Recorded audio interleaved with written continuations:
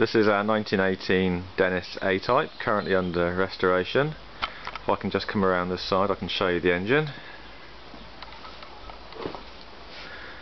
That's a White and Pop engine. It's the correct engine for it. This one came out of a fire pump.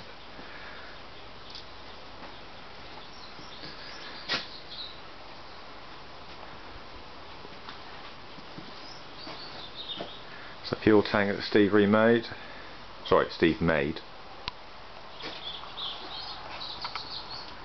I don't know if you can read this. This is the general instructions.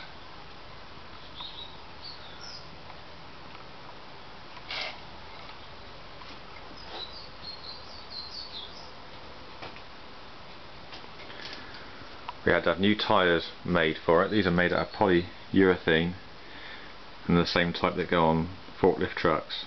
We haven't tried them out yet, but hopefully they'll do the business.